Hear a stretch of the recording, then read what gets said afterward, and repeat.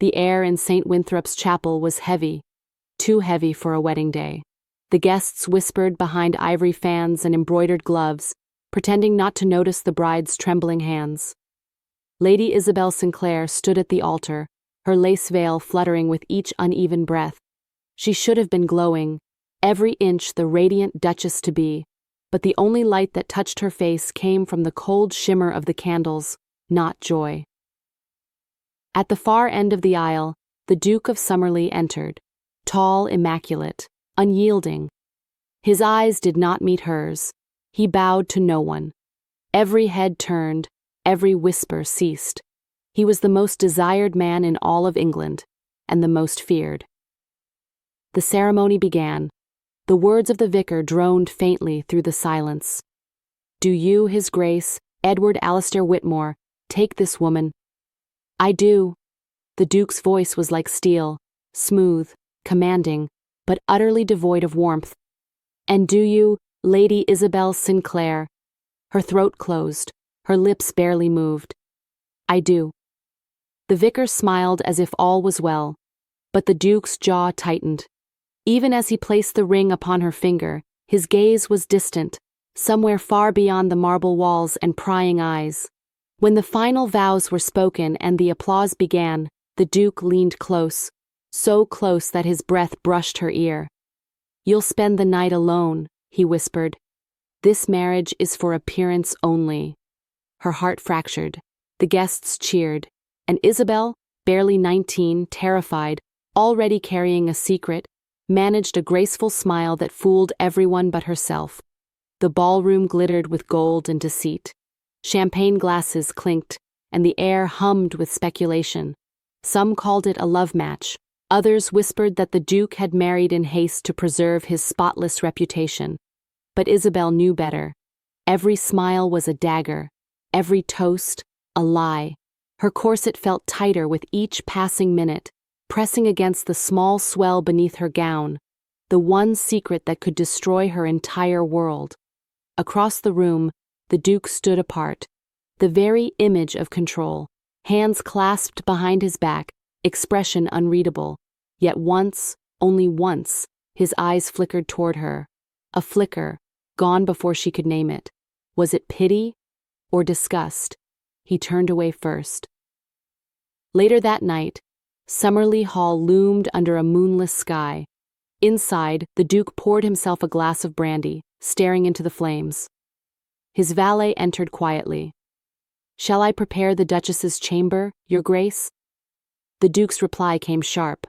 "No, she'll remain in her own quarters." The valet hesitated. "But—" "I said no." He dismissed him, gripping the glass so hard his knuckles whitened. The brandy trembled, just like the man who refused to feel. Upstairs, Isabel sat before her mirror, the wedding veil still tangled in her hair.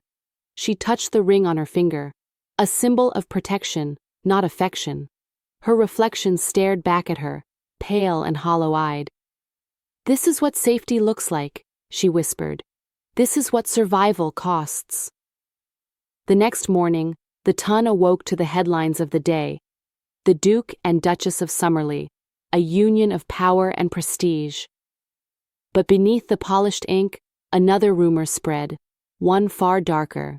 Some claimed the Duke had refused to share his wedding bed because his bride carried another man's child.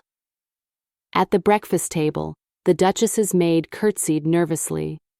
"My lady, the staff have begun to talk." "I know," Isabel replied softly, buttering her bread though she could barely swallow. "Let them. It's safer if they think he despises me." But as she rose, she caught sight of the Duke standing by the window, silent, watchful. Their eyes met. For one breathless second, time stilled. He didn't speak. He simply inclined his head, a gesture not of affection, but acknowledgement. Then he turned away once more. She exhaled slowly, pressing a hand against her abdomen. "Forgive me," she whispered to the child within. "Forgive me for what I must pretend to be." Days turned into weeks. Their marriage existed in shadows. Polite conversation over breakfast, separate carriages to events, and the faintest brush of hands when appearances demanded it. But one night, one quiet, rain-drenched night, everything changed. A knock sounded on Isabelle's chamber door. She froze. "Who is it?" The door creaked open. The Duke stood there, soaked to the bone, eyes burning with something fierce and unspoken. "I heard what they're saying," he said quietly. "About your condition." Her breath caught. "Then you know the truth." "I know nothing," he replied, voice tight, "except that I will not have my name dragged through the mud by cowards." She rose slowly, her voice trembling. "Then tell me, Your Grace, why did you marry me?" He hesitated. "For the same reason you said yes, to survive." They stared at one another, two strangers bound by lies and necessity. But in that silence, something shifted. Pity became understanding. Understanding became something dangerously close to tenderness. Later that night, as the mansion slept, the Duke stood at his window again. Rain streaked the glass, mirroring the turmoil behind his calm façade. "She hides something," he murmured to himself. "Something worth protecting, or worth destroying."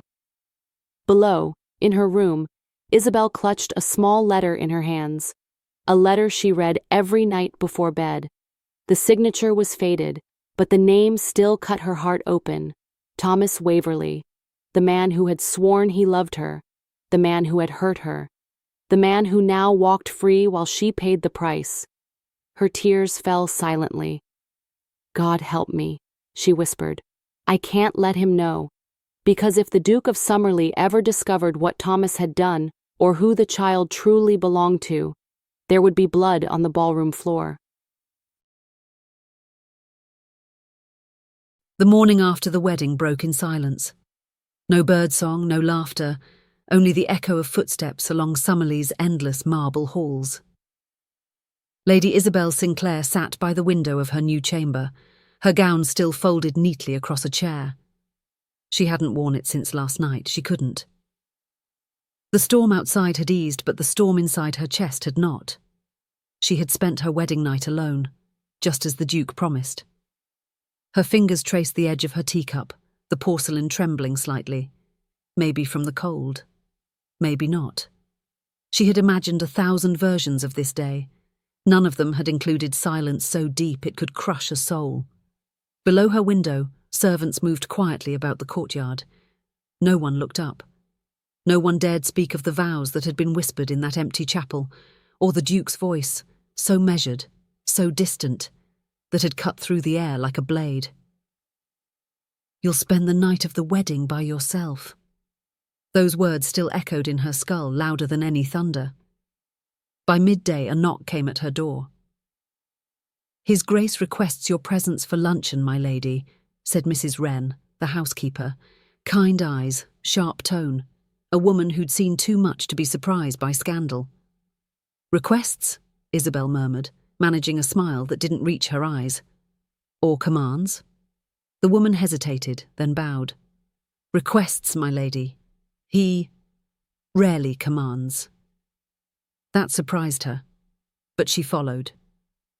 The dining room of Somerleigh Hall was grand, cold, and breathtaking. Portraits of stern ancestors stared down at her from gilded frames. Hawthorns passed, each with eyes that seemed to weigh her worth. The Duke sat at the far end of the table, posture rigid, cravat perfect, his expression unreadable. He stood when she entered. A courtesy, perhaps, or penance. "Lady Somerleigh," he greeted, voice smooth but restrained. "You're well, I trust?" She paused before sitting. "I slept little, Your Grace.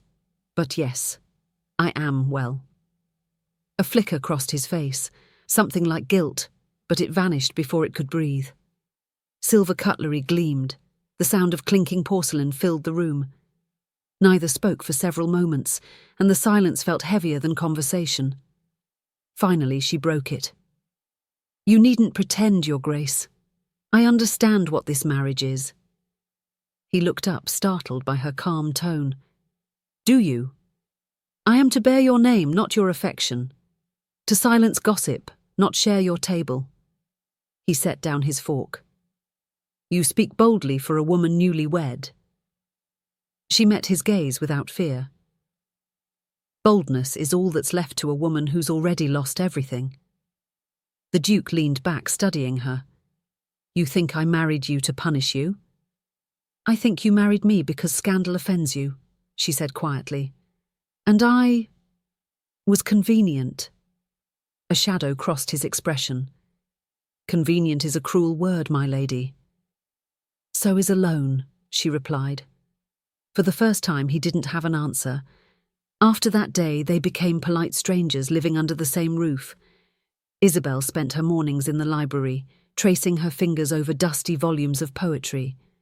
The words reminded her there was still beauty in the world, even if she could not touch it. Afternoons, she walked the rose gardens, untouched since the late Duchess's passing. Rumour had it Alexander forbade anyone from pruning them. "Let the wildness have its way," he'd said. Sometimes she caught glimpses of him through the window, head bent over papers, always working, always alone. He was the most desired duke in London, yet he moved like a ghost inside his own home. One evening, she found herself in the music room. The grand piano sat untouched, a thin film of dust on its ivory keys. She sat, hesitating only for a moment before pressing one note. The sound was soft, lonely, almost apologetic. Another note, then another. Before she knew it, she was playing. Something from memory, something her mother used to hum before sleep. The melody filled the hall, and somewhere behind her the Duke stood in the shadows unseen.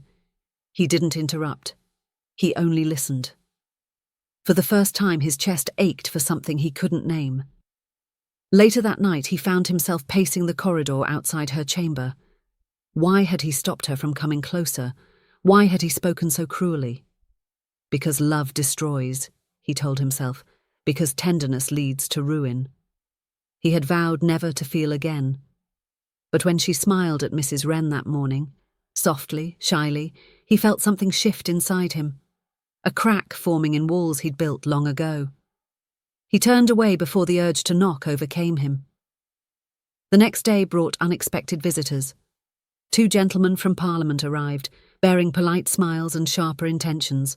They congratulated the Duke, spoke of alliances, whispered of appearances. "Your Grace," one said, glancing at Isabelle with thinly veiled disdain, "London buzzes with talk of your recent nuptials." Alexander's jaw tightened. "Let them talk." "Still," the man continued, "it may serve you to be seen together. The public favours harmony, even if it's performed." When they left, Isabelle turned to him, cheeks pale. "Performed," she repeated. "That's what we are to them." He met her eyes. "Better performance than pity." She almost laughed. "Spoken like a man who's never been pitied." He didn't correct her. Days turned into weeks. Slowly, the rhythm of Somerleigh Hall began to change. Isabelle's quiet presence softened the air. Servants smiled more freely. Flowers began to appear in vases again. Even the Duke, without realizing, began to linger in rooms he used to avoid. One evening he found her reading by the fire. She didn't notice him at first. Her eyes were lost in some tragic tale of lost love. The light brushed her cheek in a way that made his throat tighten. He cleared his throat gently. "Your Grace," she said, startled, rising slightly. "I didn't hear you." "I didn't mean to intrude." "You're not intruding," she replied, voice barely above a whisper. "You live here."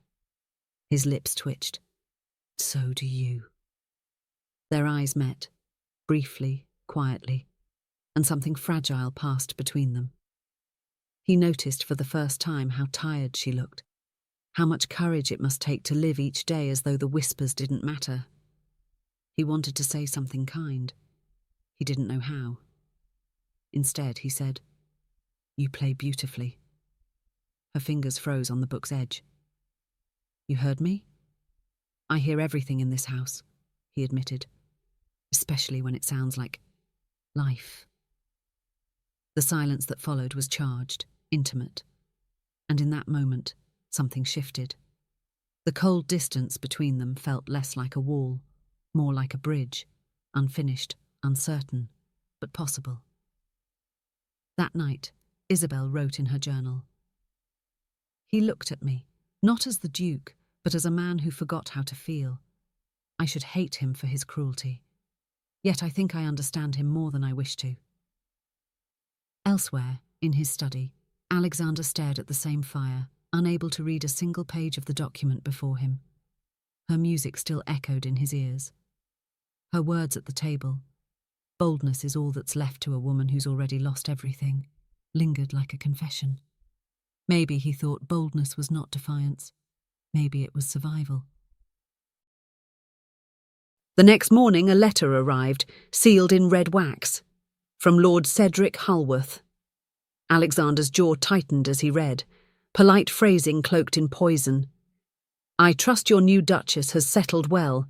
I shall call upon her soon, for old acquaintances deserve civility, do they not?"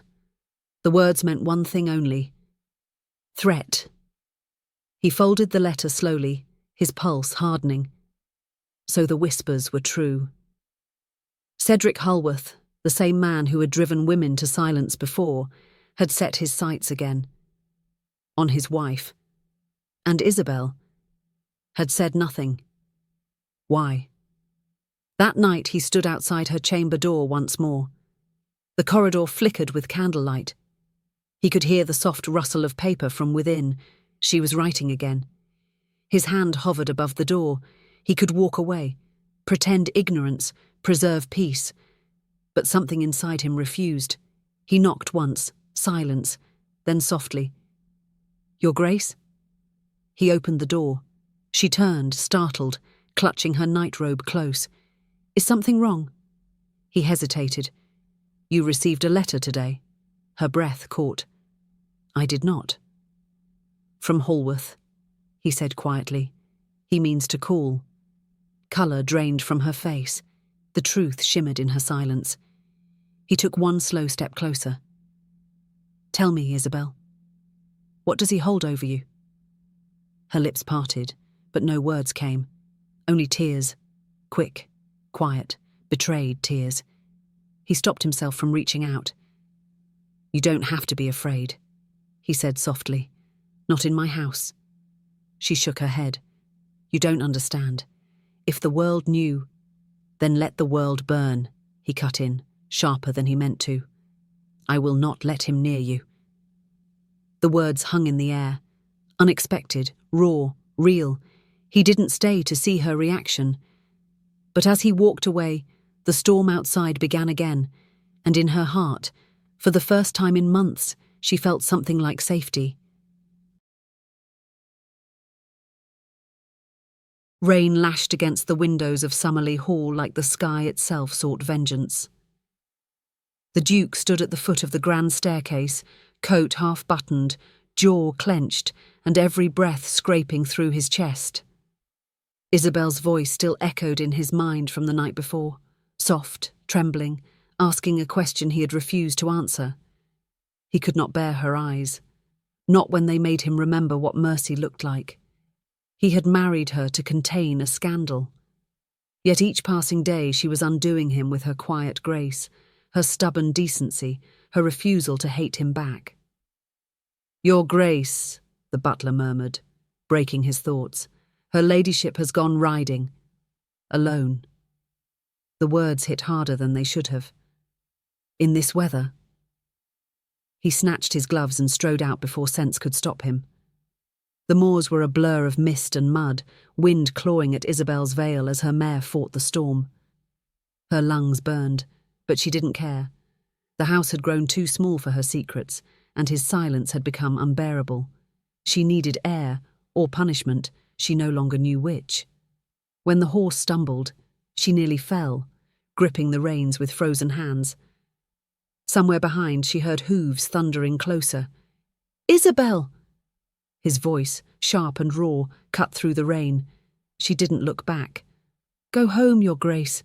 The scandal can survive a drowned duchess." He reined in beside her, fury and fear twisting together. "Are you mad? You could have been killed." "Better that," she said. than living as a ghost in your house." The words silenced him. For a heartbeat, the only sound was the storm. Then he dismounted, boots sinking into the mud, and stepped toward her. "You think I wanted this?" he said hoarsely. "To keep you at arm's length? To live like a prisoner in my own home? Then why do it?" Her voice broke. "You condemn me every time you look away." He looked up at her, rain streaking his face like tears he'd never admit to. "Because I don't know the truth, Isabelle, and I don't know if I want to." They returned soaked, wordless, the storm following them indoors. The hall fire burned low, shadows licking across the walls. She turned to leave, but his voice stopped her. "Stay," he said quietly. She froze, hand on the banister. "I know there's something you're not telling me," he continued. "You flinch at every whisper, every letter that arrives. Tell me now, before I find out another way." Her heartbeat thundered. She had rehearsed this moment 100 times, but none of the words felt possible. "You wouldn't believe me. Try me." She faced him then. "The child is not from some tryst I chose. It was taken from me. By force." Silence. Then the crackle of the fire, the slow collapse of everything he thought he knew. "Who?" he asked, voice low, deadly calm. Her lips trembled. "You already know his name." The Duke's fists curled. He did know, the same noble who had once courted scandal at every ball, who had goaded him, ruined reputations for sport. Lord Ashbourne. The name felt like poison. "He will answer for this," the Duke said. "No!" Isabelle's cry was sharp. "If you fight him, you give him what he wants. More ruin, more spectacle. He has power enough to destroy you." "And what of you?" he demanded. "What of the woman I swore to protect? You think I can live under the same roof as your pain and do nothing?" She shook her head, tears slipping free. "I don't need vengeance. I need peace." He stared at her, at the strength beneath her fear, and something shifted inside him. Not pity, not guilt, something far more dangerous. That night, neither slept. The Duke paced his study until dawn, staring at the decanter on his desk, the rain still pounding the windows. Her words clung to him. "I need peace." He thought of the day they married, the tremor in her hand as she signed her name, the way he'd turned his face away when she'd looked for comfort. Every act of coldness now burned him like a brand. He poured the brandy back into the bottle and left the room. In the pale morning light he found her in the music room, sitting at the pianoforte, fingers unmoving above the keys. She didn't turn when he entered. "Have you come to decide how best to contain this scandal?" He stood behind her. "No, I came to ask what you need." Her fingers tightened. "You can't give me what I need." "Try me again," he said softly. She exhaled, eyes glistening.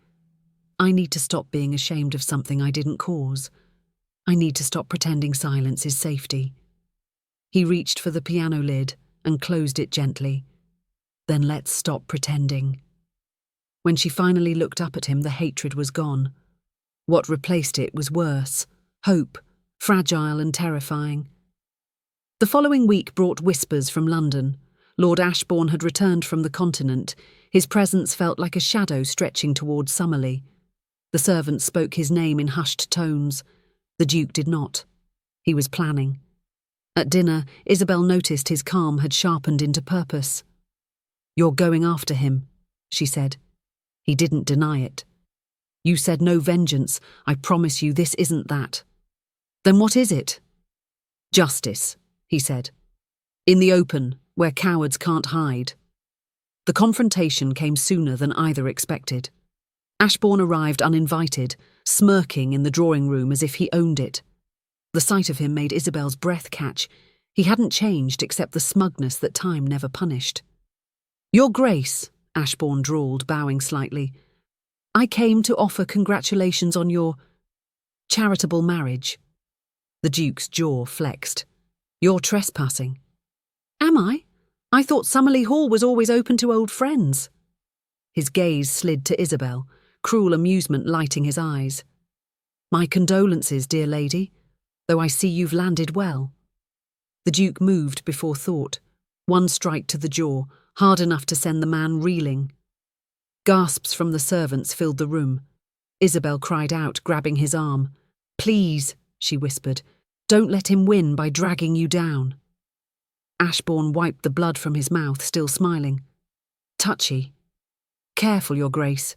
If the ton learns your wife's little secret, your dukedom might not survive." The Duke straightened, breathing hard. "Let them learn it," he said. "But they'll also learn that the Duke of Somerleigh stands with her, and that you are the coward who preyed on women behind titles." Ashbourne's smirk faltered. "You wouldn't." "I already have," he said. "Your letters, your debts, your games, they're in the hands of those who owe me favours. By sunset, your name will be filth in every drawing room." Ashbourne paled. "You'll ruin yourself." "No," the Duke said, taking Isabelle's hand. "I'll ruin the silence." By the next morning, the scandal that once haunted Isabelle belonged to someone else. Ashbourne fled London under threat of exposure and disgrace. The Duke's reputation, once built on pride and distance, now stood on something stronger: honour. Isabelle walked the rose gardens that afternoon, the sun timid after weeks of rain. She heard footsteps behind her and turned to see him approaching, hands clasped behind his back. "Do you regret it?" she asked quietly. "No." His voice was steady. "I regret waiting so long to believe you." She smiled faintly. "And now?" "Now," he said, "I would like to begin again, if you'll let me." The wind stirred the petals between them. For the first time since their wedding day, she took his hand without hesitation.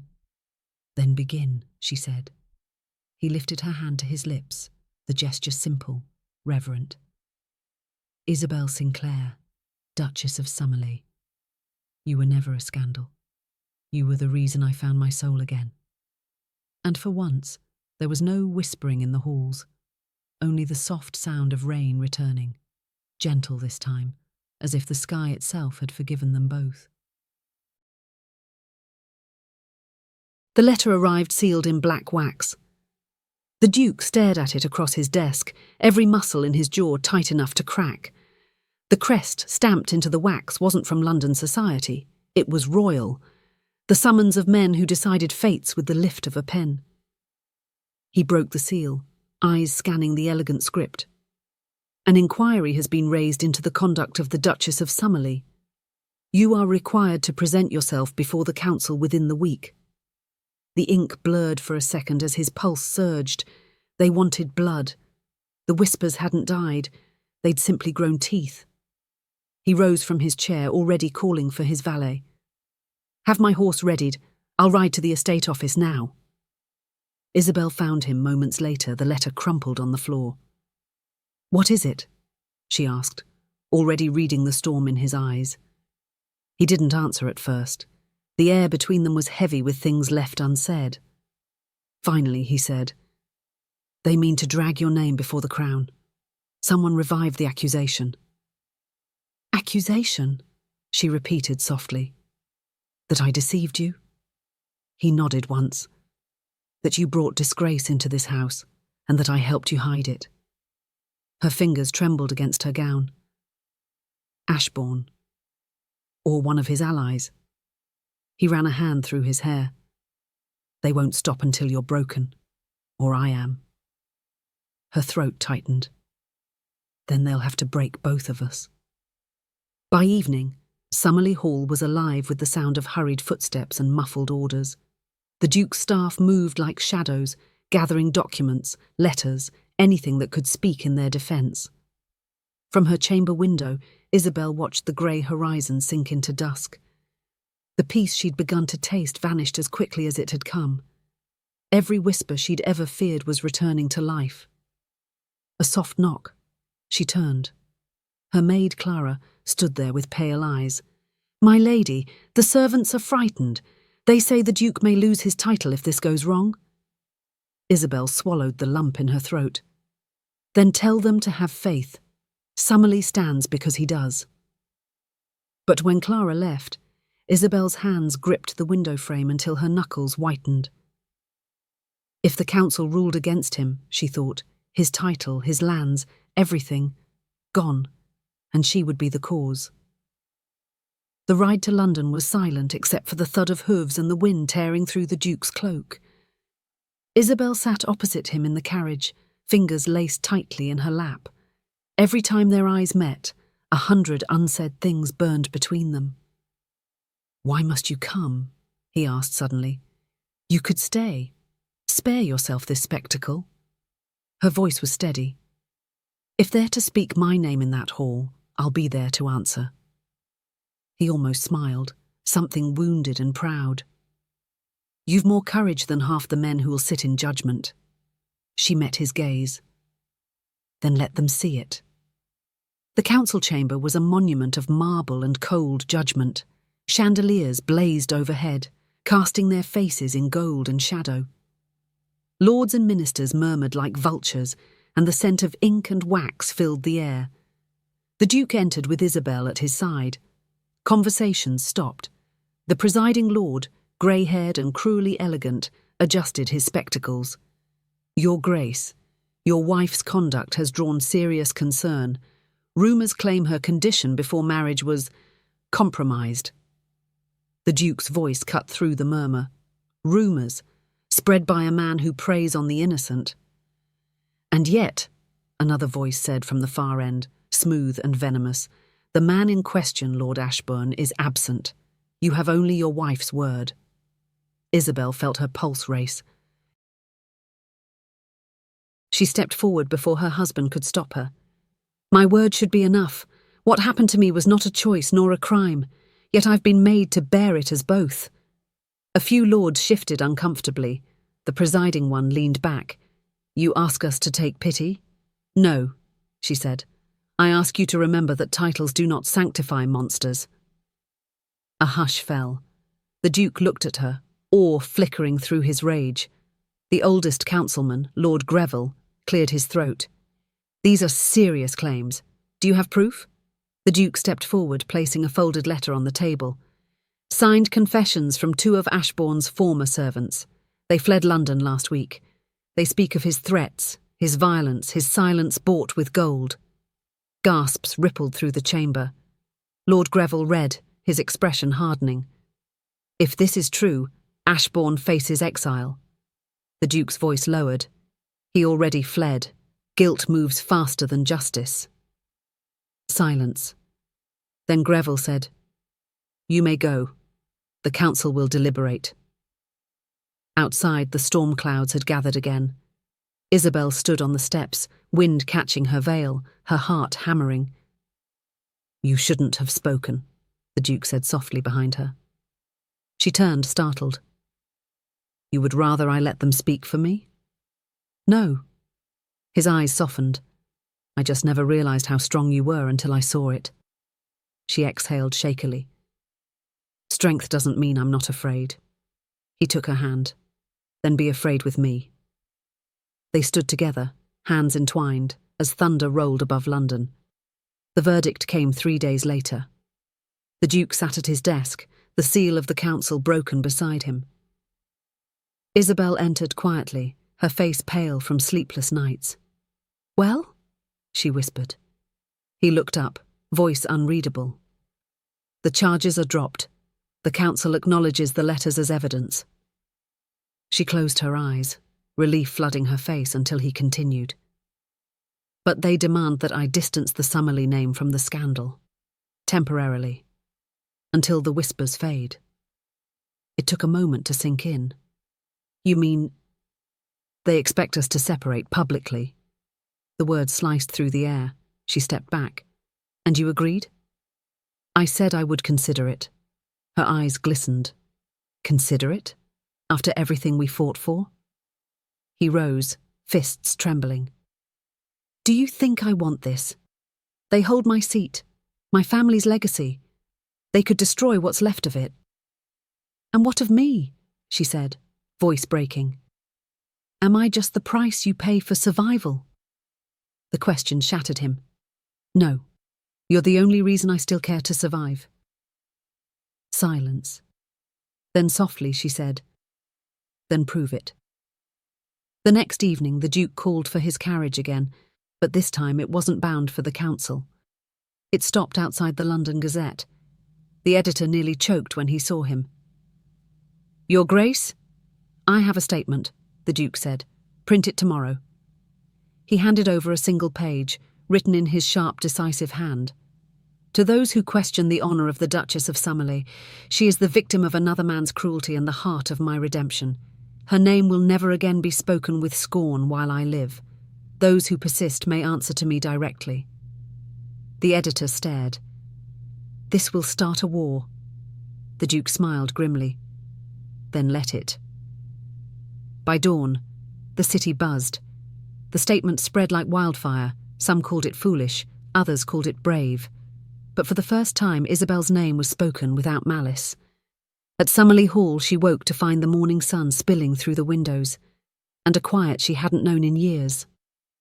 When the Duke returned, she met him in the corridor, tears catching the light.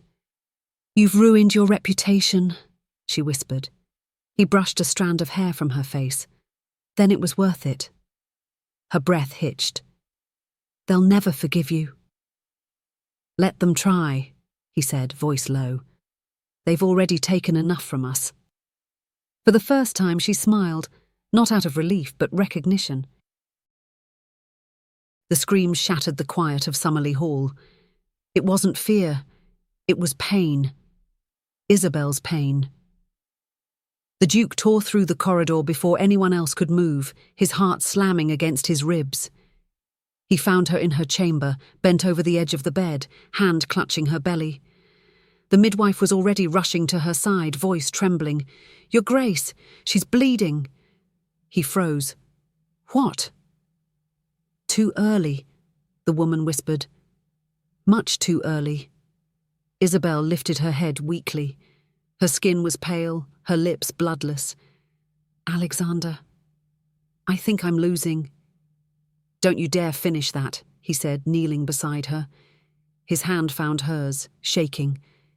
"Do you hear me, Isabelle? You will not leave me like this." Tears slipped down her face. "You can't stop what's already—" "I can," he cut her off, eyes burning. "I will." The midwife pushed him aside gently. "Your Grace, please, let me work." He backed away, helpless, as the storm outside broke loose. Hours blurred into eternity. Rain battered the windows. Lightning tore the sky. The Duke stood at the door, fingers pressed to the frame, listening to every sound, every whisper. Then, silence. He turned sharply. "What's happening?" The midwife stepped out, eyes red, voice soft. "She's alive, the baby." She hesitated. "Not yet. Too soon."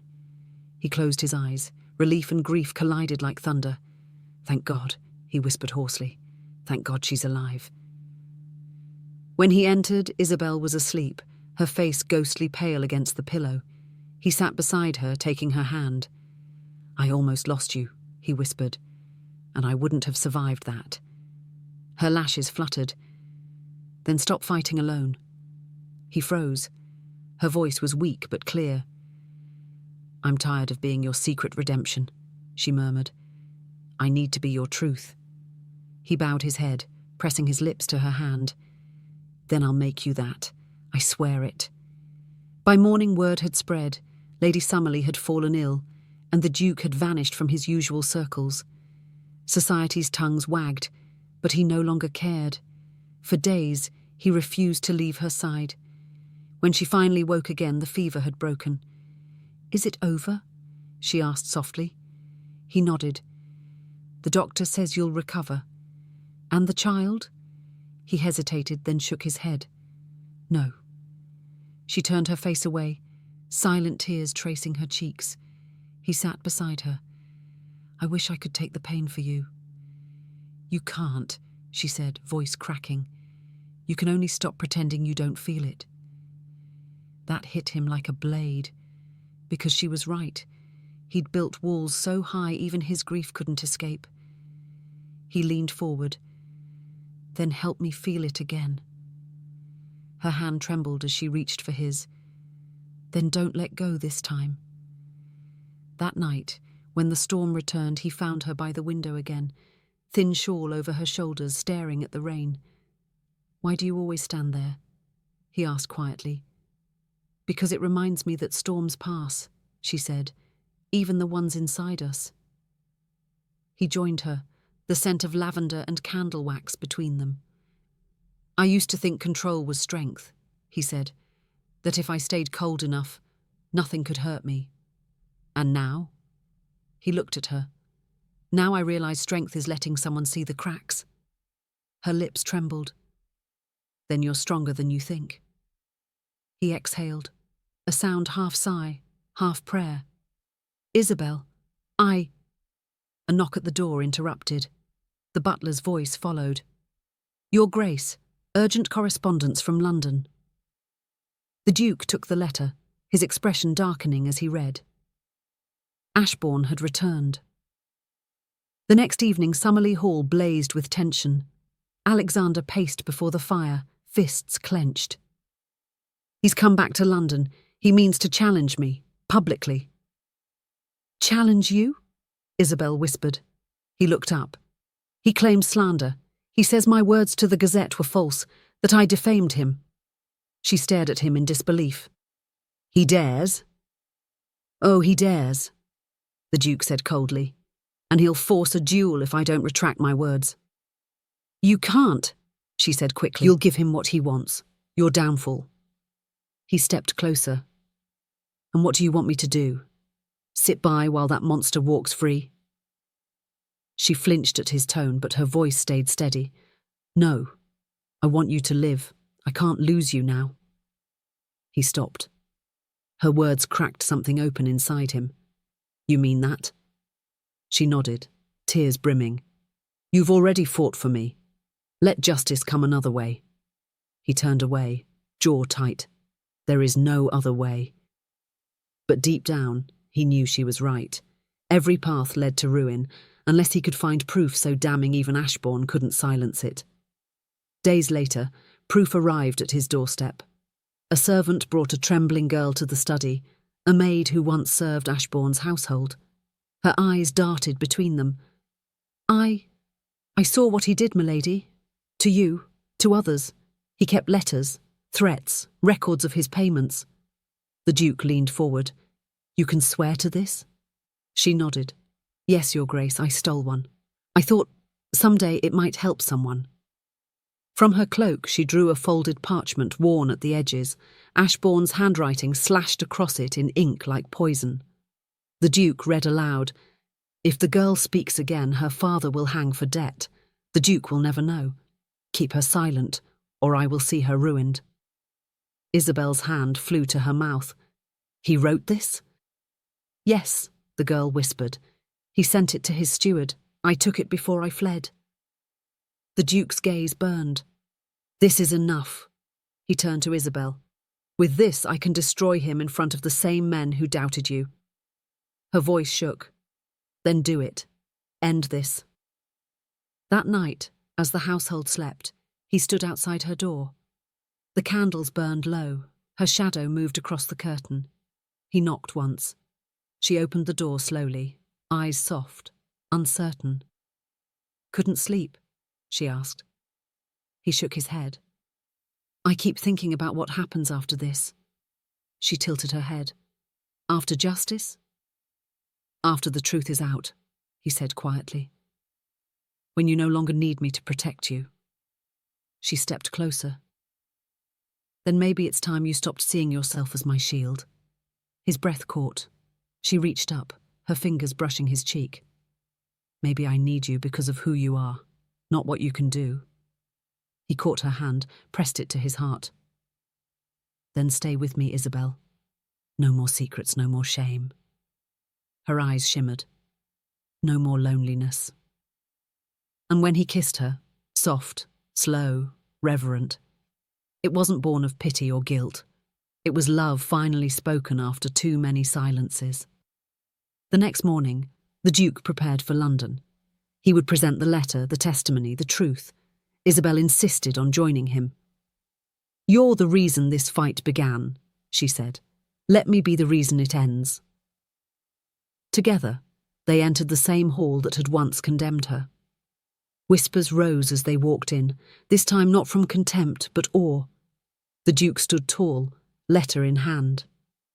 "My lords," he said, voice ringing clear, "the man you once trusted has blackmailed, assaulted, and silenced those beneath him. I bring you proof." He handed over the parchment. Gasps filled the chamber as the words were read aloud. "This cannot be," one stammered. The Duke's gaze was ice. "It is. And if the crown fails to act, then I will." They believed him.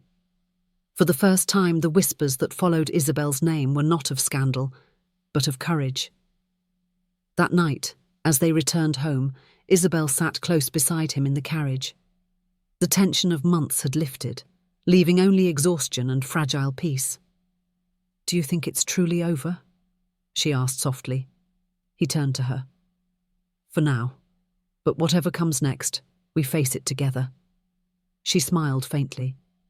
Together. Lightning flashed outside, but this time the thunder sounded almost like applause. She rested her head on his shoulder, his arm curling around her. For the first time since their wedding night, the silence between them was not cold. It was safe. And yet somewhere in the distance a storm was gathering again. Because in a darkened tavern on the edge of London, Lord Ashbourne raised a glass to the shadows.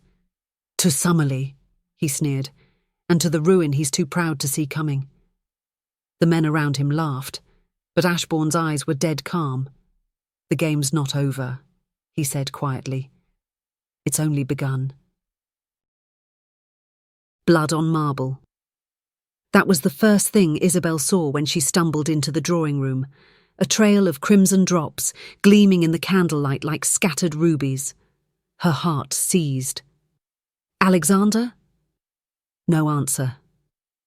The Duke's study door was half open, the scent of smoke curling through the hall.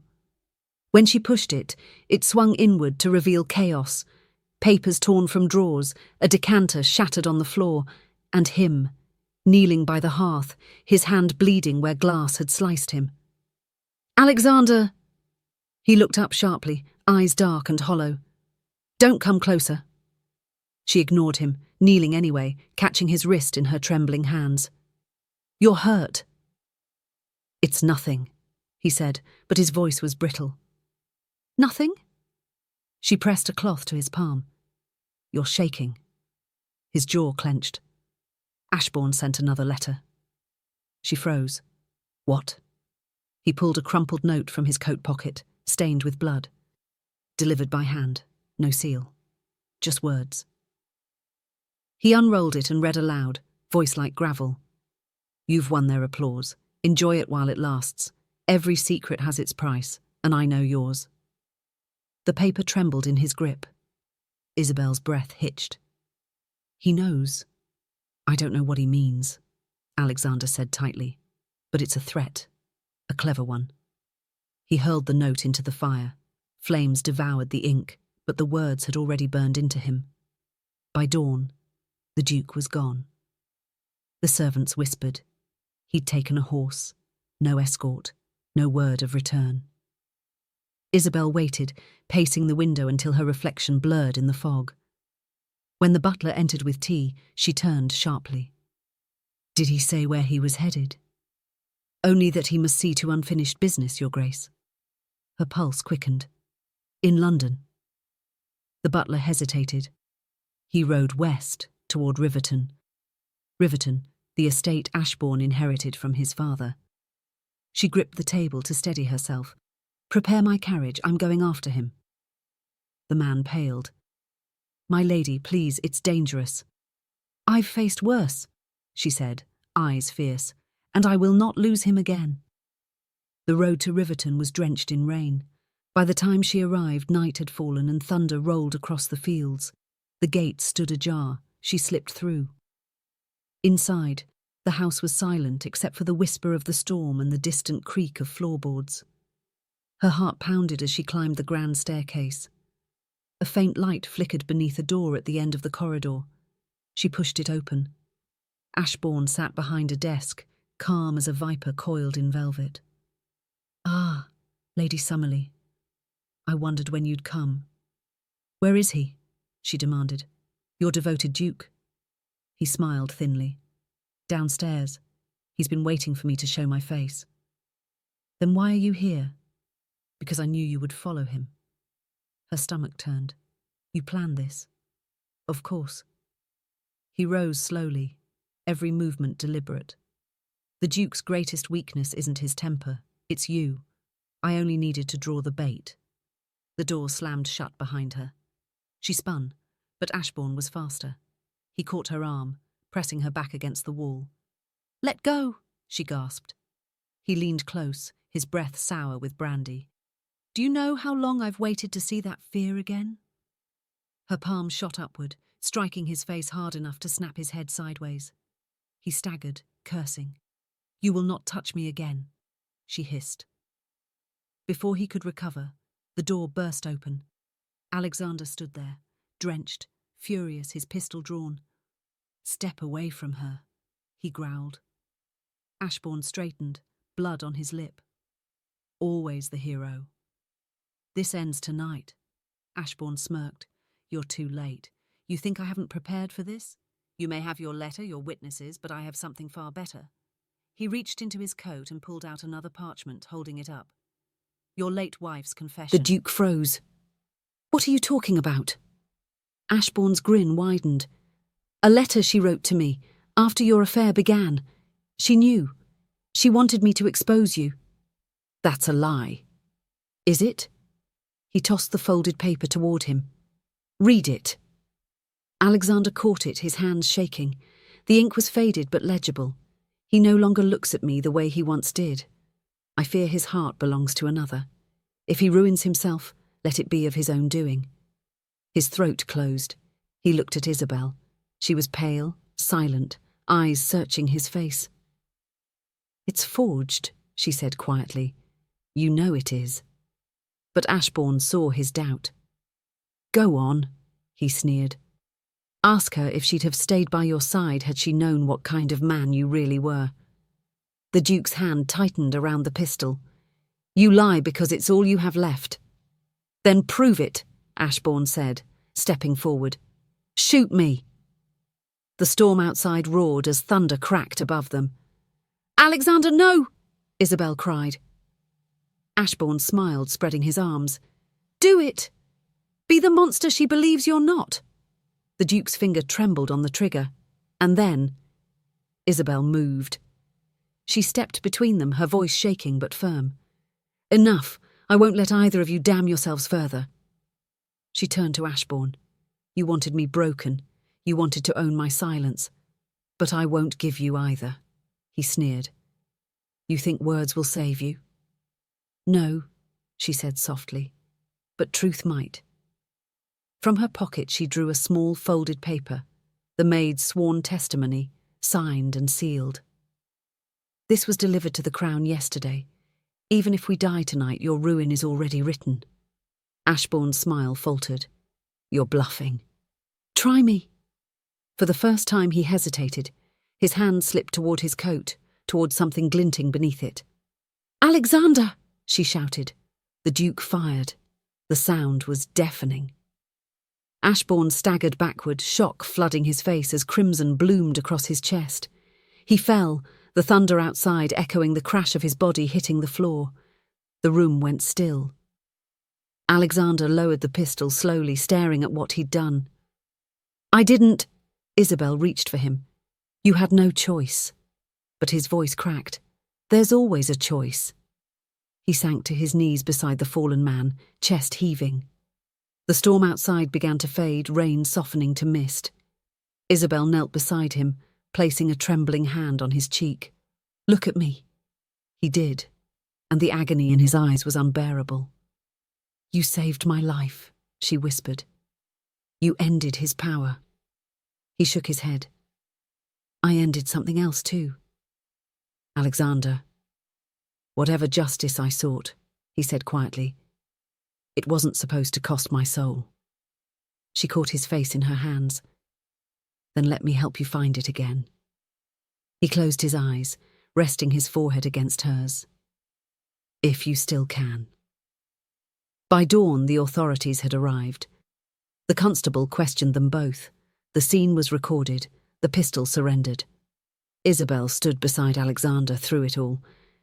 When the officer finally turned away, she touched his sleeve gently. "They'll call it self-defense," she said. "They'll call it scandal," he replied. "A duke killing a lord. They always do." "Then let them talk," she said. "We've survived their words before."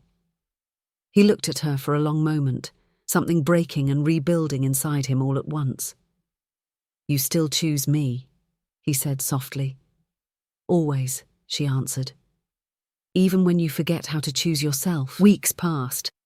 Somerleigh Hall was quieter now, no longer haunted by whispers but by the fragile peace that follows devastation.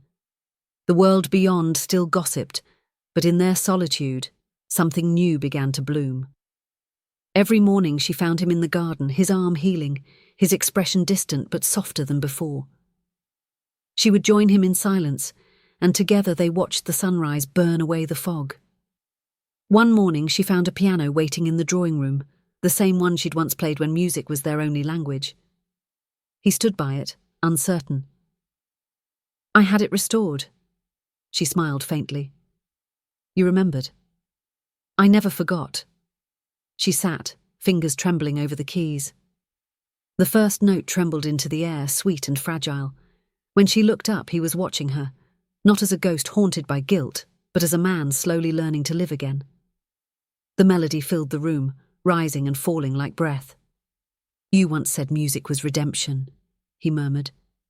"It still is," she said, "for both of us." He moved closer, resting a hand on her shoulder. "Then play," he whispered. "Play until the silence forgets what it ever was." And she did. The storm was gone, the air warm with the scent of summer rain and second chances. For the first time in years, Somerleigh Hall felt alive. But beyond its walls, in a darkened office in London, a clerk sealed an envelope addressed to His Grace, the Duke of Wexley. Inside, an official summons. The Crown required his presence at once, regarding the death of Lord Ashbourne. The ink was fresh. The war, it seemed, was not yet over. Rain lashed against the moors like 1,000 broken hearts. Somewhere in the distance, a carriage wheel cracked through the mud, but the Duke didn't stop. He'd been riding for hours, his coat soaked through, his hands raw from holding the reins. Each gust of wind cut through him like memory, every flash of lightning revealing the hollow ache in his eyes. He had searched every inn, every post road, every quiet chapel where she might have sought refuge. But still, no Isabelle. "God forgive me," he whispered to the storm. "I drove her away." The words nearly drowned in the thunder. At the edge of the old forest, he stopped to rest his horse, and that was when he saw it, a faint glow ahead. A cottage, small, flickering with lamplight through rain-streaked windows. He dismounted, every step sinking into wet earth, his heart pounding with something between fear and hope. Inside, Isabelle sat by a small fire, wrapped in a worn shawl. Her face was pale, her eyes swollen from sleepless nights. The warmth of the flames did little to thaw the cold inside her. When the knock came, she froze. For a moment she thought it was imagination, the echo of a dream she'd tried to bury. Then she heard his voice. "Isabelle, please." Her breath caught.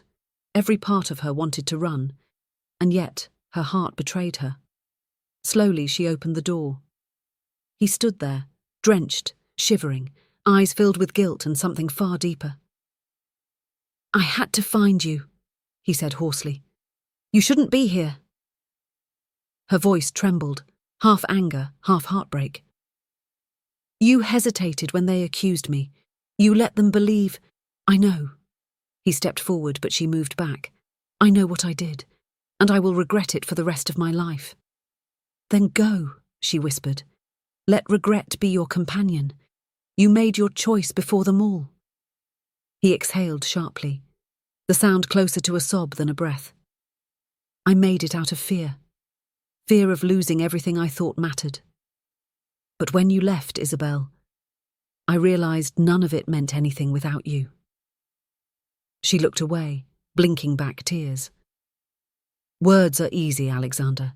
The tongue speaks them every day. They twist them into lies and call it honor. I am not them. He stepped closer. And I will prove it, not to them, but to you. Her gaze met his, unflinching despite the tears. Why now? Why after everything? Because, he said softly, you showed me what real courage looks like. You faced their cruelty with grace. I faced mine with silence. You were braver than I ever was. The storm outside raged, but the silence between them felt louder. She turned back to the fire, her fingers trembling as she held the edge of her shawl. Do you know what it's like, she murmured, to carry shame that isn't yours? To live every day knowing the world sees filth where there was only pain? His voice broke. Yes, because I see it now. And I let them do it to you. I let myself believe the lie because it was easier than facing the truth. For a long moment neither spoke. The fire cracked. The wind sighed through the cracks in the old door. Finally he stepped forward, his voice barely a whisper. I didn't come to ask for forgiveness. I came to ask for a chance to earn it. She closed her eyes, tears slipping down her cheeks. And if I can't give it? He took her hand gently, his thumb brushing her knuckles as if the slightest pressure might make her disappear. Then I will still spend the rest of my days trying. The room fell utterly still. Then, a soft sound, her breath catching, her resolve cracking just slightly. She whispered, You don't know what you're asking. I do, he said, voice trembling. I'm asking for a life where I'm no longer a coward. The words hung between them, fragile as glass. Slowly, she looked up. And for the first time since that night at Somerleigh Hall, she saw not the Duke, but the man beneath the title. I don't know if I can trust you again, she said quietly. Then let me start by walking beside you, he replied. Not ahead, not above, just beside. Her lips parted in disbelief, because in all her life, no man had ever said those words to her. She turned away, unable to hold his gaze any longer. The firelight trembled across her face, and in its reflection he saw everything he had broken. Tomorrow, she whispered. I must see the magistrate. He needs my statement. Lord Halworth won't stop. I'll go with you, he said instantly. She shook her head. If you appear at my side now, they'll say you're doing it out of guilt. He hesitated, then nodded. Then I'll stay close, but out of sight. She looked at him, finally allowing the faintest trace of a smile. You've never been good at standing in the background. He almost laughed, the sound breaking through the heaviness between them. Perhaps it's time I learned. For the first time in days, the tension softened. As the fire burned lower, they spoke little, just quiet breaths, glances that lingered longer than they should. It wasn't forgiveness yet, but it was something gentler, something like hope. When the storm finally faded, dawn touched the horizon in shades of pale silver. Isabelle stood by the window, watching the mist curl over the fields. She didn't turn as she said, You should rest before you leave. He stepped beside her, not touching her, only standing near enough for his warmth to reach her. I'm not leaving until I know you're safe. She turned to him, eyes soft but steady. Safety isn't what I need anymore, Alexander. I need truth. He met her gaze. Then you'll have it, every piece of it, no matter what it costs. For a moment, neither looked away. The light caught her face, tracing the faint smile that returned just long enough to make him breathe again. And in that fragile silence something shifted. A tether, once broken, began to mend. Outside, the rain had stopped. Birds began to sing. When he finally spoke again, his voice was quiet but sure. When this is over, Isabelle, I want to bring you home. She tilted her head, studying him. Home? He nodded. Not Somerleigh Hall, somewhere you can breathe.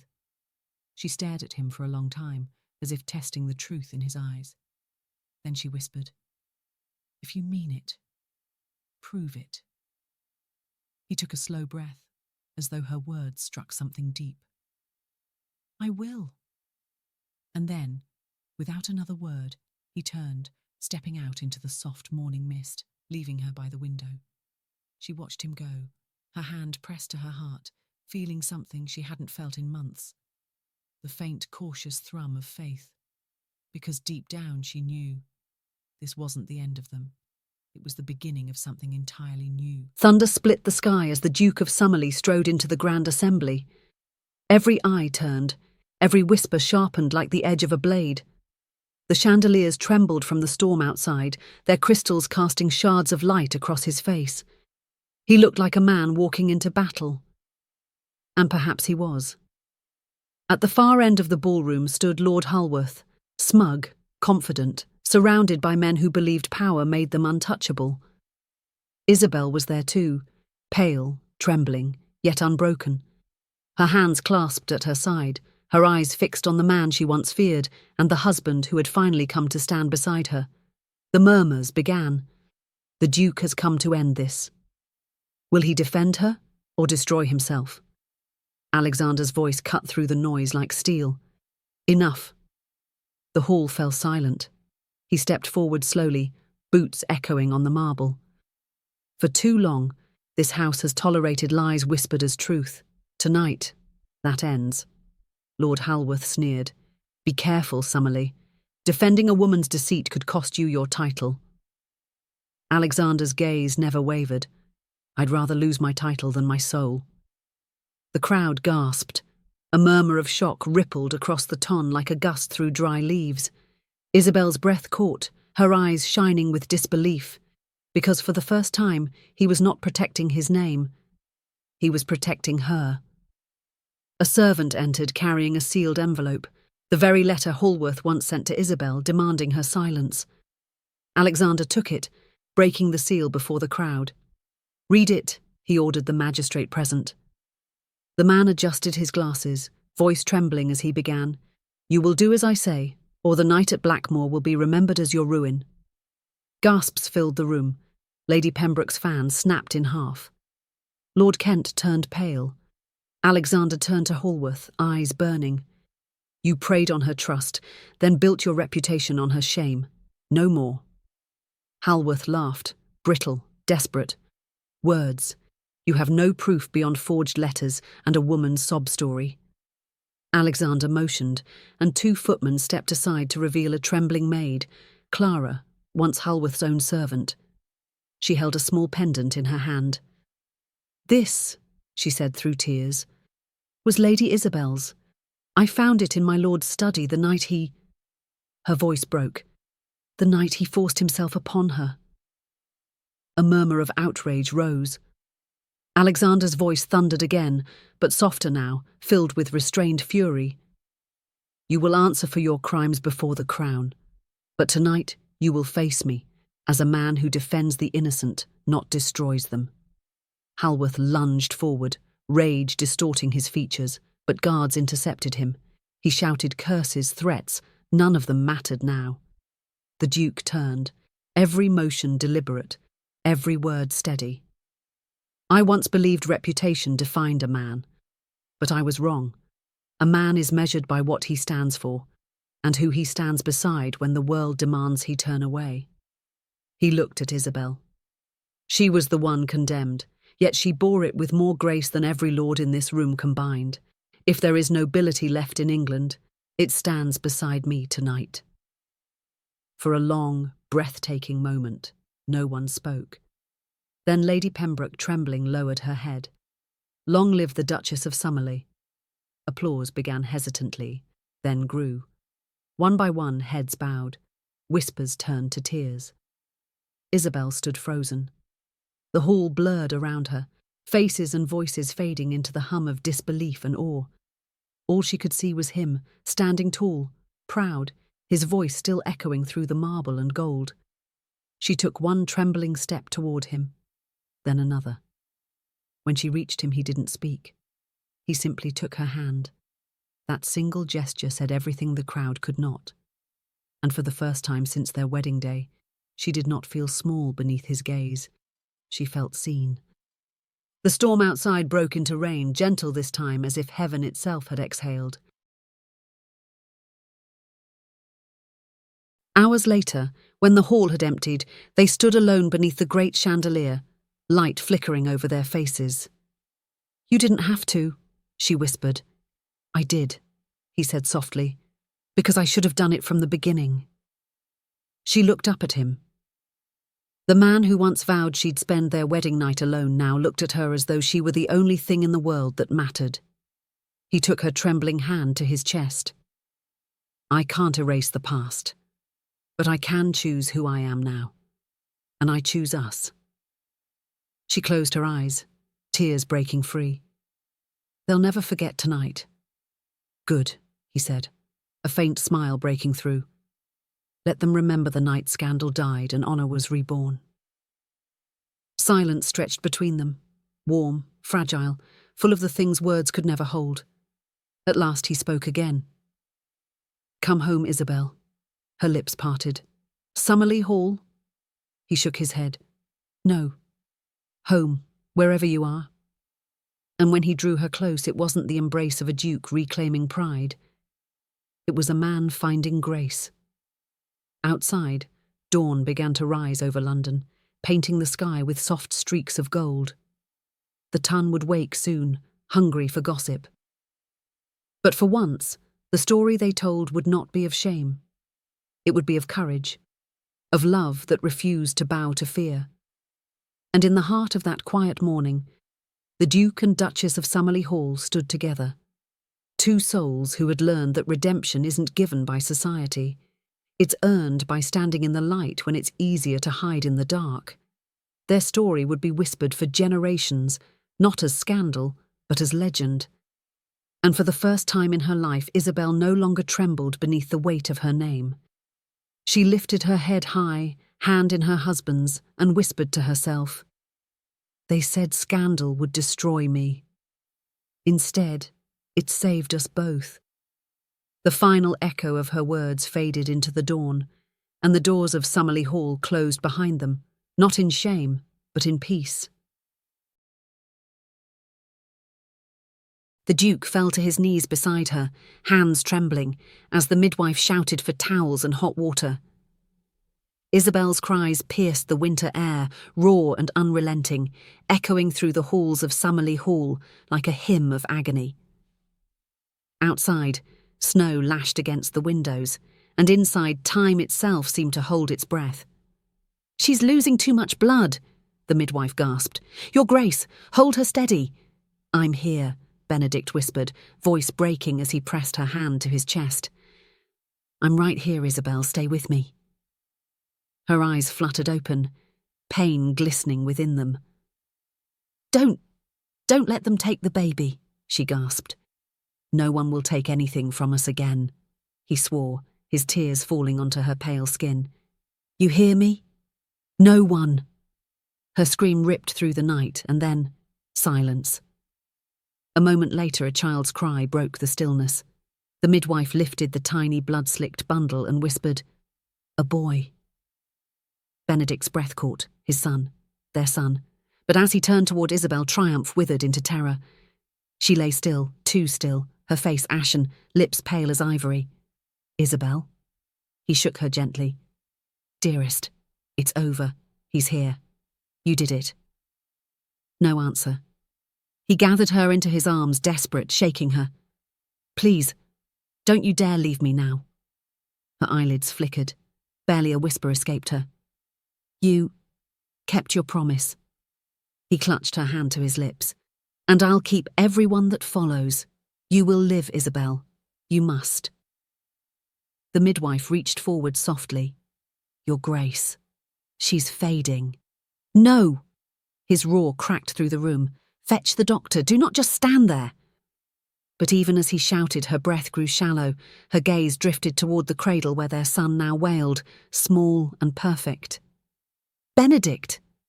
I'm here!" "Name him," she breathed, each word a fragile thread. "Name him. For hope." Her hand slipped from his, falling limp. The Duke froze. The sound that escaped him was not human. It was grief stripped bare, unguarded and merciless.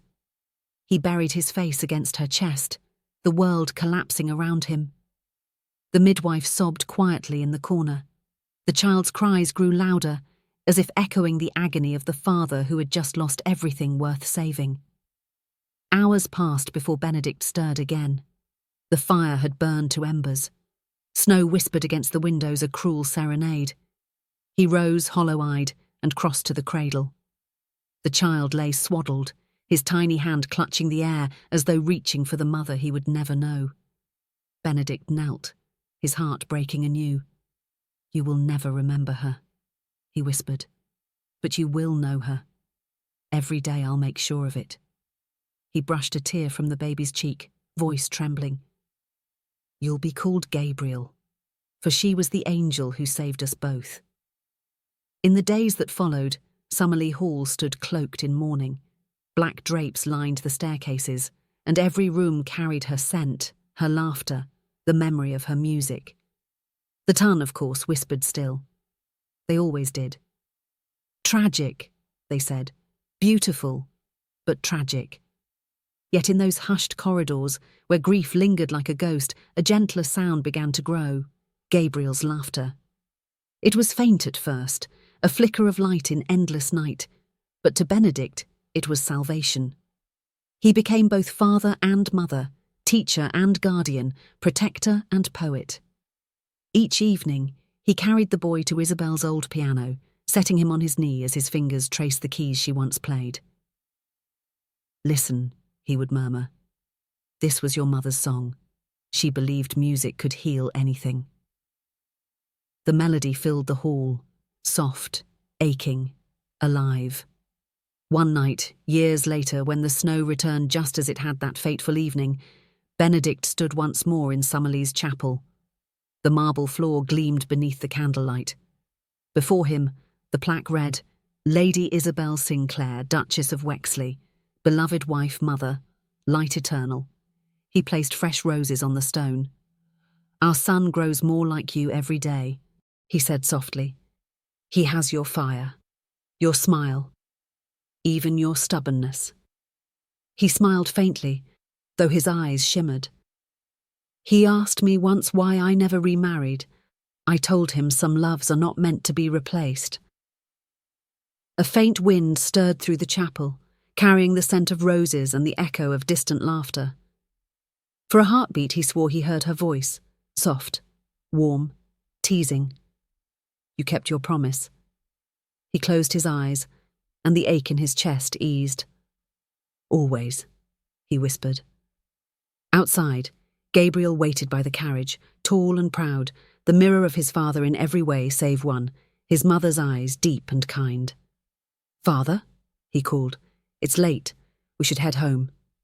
Benedict turned, nodding. "Yes. Home." They rode through the snow-laden fields in silence, the moon casting silver across the frost. Somerleigh Hall appeared in the distance, no longer a house of grief, but one reborn through time and tenderness. When they arrived, Gabriel paused before the grand steps, his gaze fixed on the vast piano inside the drawing room. "You never told me how you and Mother met," he said quietly. Benedict smiled faintly. In scandal, in silence, and somehow in salvation. Gabriel's brow furrowed. "Was it love from the start?" The Duke laughed softly, eyes distant. "No, it was duty, and then defiance. But in the end, it was love that refused to die, even when everything else did." He placed a hand on his son's shoulder. "One day, when you find someone who challenges you, frightens you, humbles you, don't run from it. That's the kind of love your mother gave me, the kind that changes a man." Gabriel nodded solemnly. "Then I'll wait for nothing less." Benedict smiled. Good. That night, long after the candles dimmed and the halls fell quiet, the Duke found himself alone once more in the music room. The same piano, the same moonlight. He sat, fingers hovering above the keys. Then slowly he began to play. The melody was hers, but now it belonged to both of them. Each note rose like a confession, each chord a memory reborn. He could almost see her there again, standing in the doorway in her pale blue gown, smiling that half-smile that had undone him so easily. He played until dawn, until the first light touched the windows and the storm outside faded to calm. And when the final note fell, he whispered her name into the stillness. Isabelle. In that silence, something inside him finally healed. The years passed, gentle as falling snow. Gabriel grew into a man of honour and compassion, carrying both his parents' spirits within him. Somerleigh Hall, once a place of sorrow, became a sanctuary of art, charity and learning, a testament to the woman who had dared to love against all odds. On the 15th anniversary of Isabelle's death, the Duke commissioned a portrait to be hung in the Grand Gallery. The painter captured her standing beside the piano, her hand resting lightly on the keys, her gaze turned toward the window, as though forever waiting for spring. When it was unveiled, guests wept. Even the hardest hearts in the ton softened, remembering the scandal that had once threatened to ruin her, and the grace that redeemed them all. Benedict, older now, silver at his temples, stood before the portrait with Gabriel at his side. "She'd be proud of you," he murmured. Gabriel smiled. "And you, Father, for giving her story an ending she deserved." The Duke's gaze lingered on her painted smile. "No," he said softly. "She gave me one." That night he walked alone into the gardens. The roses she had loved most bloomed again. Early, impossibly, despite the frost. He knelt, brushing the petals with trembling fingers. The stars were bright above Somerleigh, scattered like diamonds across the velvet dark. For the first time in years, he felt peace. He looked up toward the heavens, his breath visible in the cold air. "If love is eternal," he whispered, "then I'll see you again soon." He smiled, closing his eyes. By morning, when the servants found him, the Duke of Wexley sat peacefully on the stone bench among the roses, a faint smile on his lips, the last snow of winter falling around him. And beside him, one crimson rose, fresh, flawless, blooming in the cold. The legend of Somerleigh would live on for generations, not as a tale of scandal or sorrow, but as the story of a love that defied ruin, that outlasted shame, that transcended even death. For in the end, their music never truly stopped. It simply became eternal. Top of form. Bottom of form.